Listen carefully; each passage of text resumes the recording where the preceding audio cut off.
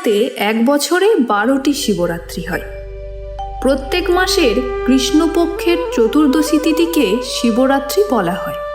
ফাল্গুন মাসের কৃষ্ণপক্ষের চতুর্দশী তিথিকে মহাশিবরাত্রি বলা হয়। কেউ কেউ বলেন ওই দিন নাকি মহাদেবের জন্মদিন, আবার কেউ বলেন ওই দিন শিব পার্বতীর বিয়ে হয়েছিল। কারোর মতে ওই দিন মহাদেব বিষ পান করেছিলেন। মহাশিবপুরাণ মতে যখন সনকা ঋষিরা সূতজিকে প্রশ্ন করেন ভগবান শিবের 2টি রূপের প্রকট কিভাবে হয়েছিল, দয়া করে বলুন, তখন সূতজি বললেন পরম ব্রহ্ম রূপ হওয়ার জন্য ভগবান শিবকে নিরাকার বলা হয়, আবার অঙ্গ প্রত্যঙ্গ সমেত রূপবান হওয়ার জন্য ওনাকে সাকার বলা হয়। এই জন্য ভগবান শিবের নিরাকার ও সাকার উভয় রূপেরই পুজো করা হয়। আবার ভগবান শিব ছাড়া অন্য দেবদেবীরা কিন্তু পরম ব্রহ্ম নয়।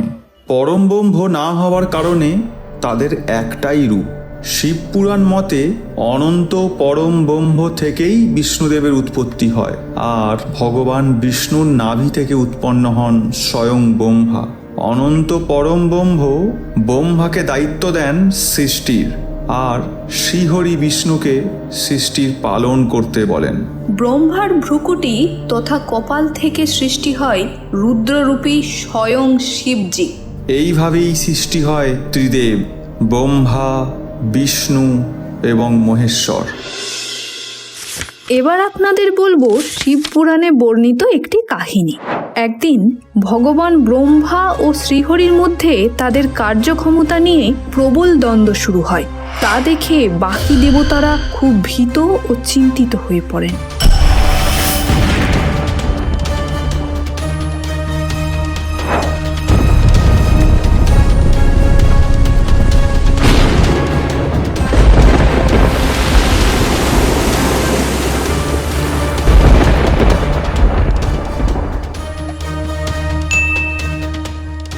দেবতারা চিন্তিত হয়ে কৈলাসে মহাদেবের শরণাপন্ন হন।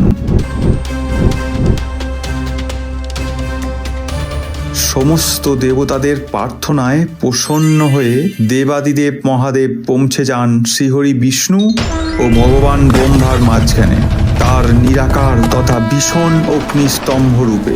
সেই অগ্নিস্তম্ভের তেজ ছিল সূর্যের থেকেও কয়েক গুণ বেশি।